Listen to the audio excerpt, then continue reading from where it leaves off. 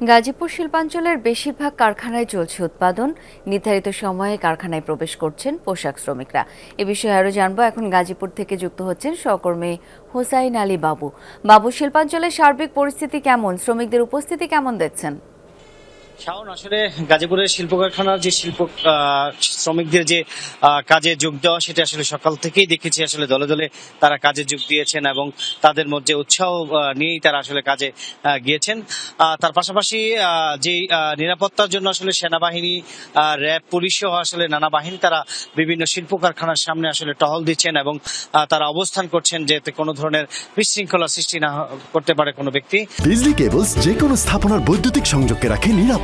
বিজলি cables, নিরাপদ আজীবন। এছাড়াও আসলে গাজীপুরে যে 13টি শিল্প কারখানা বন্ধ ছিল, সেটি আসলে গত বৃহস্পতিবার যে মালিক এবং শ্রমিক প্রতিনিধি এবং সেনাবাহিনীর যারা কর্মকর্তা রয়েছেন তারা কিন্তু আসলে বসের মধ্যে আসলে 9টি শিল্প কারখানা আসলে খুলে দেওয়া হয়েছে। তার পাশাপাশি 4টি শিল্প কারখানা আজকে বসবে, তারা আসলে তাদেরকে খুলে সেই 4টিও খুলে দেওয়ার জন্য আসলে আজকে বসে সেই সিদ্ধান্ত হবে।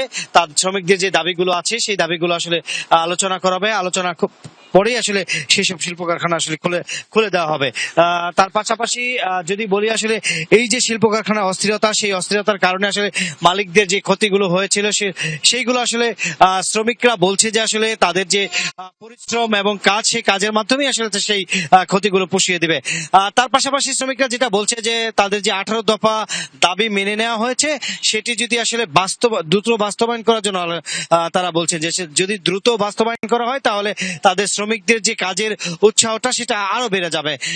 তার পাশাপাশি প্রত্যেকটি পয়েন্টে কিন্তু আসলে আপনার যারা রয়েছেন আসলে আইন শৃঙ্খলা বাহিনী, তারা কিন্তু আসলে প্রত্যেকটি পয়েন্টে অবস্থান করছেন এবং তারা টহল দিচ্ছেন। যেসব এলাকায় আসলে বিশৃঙ্খলা সৃষ্টি করা হচ্ছে সেসব এলাকাতেই আসলে আইন শৃঙ্খলা বাহিনী বেশি নজরদারিতে রয়েছেন।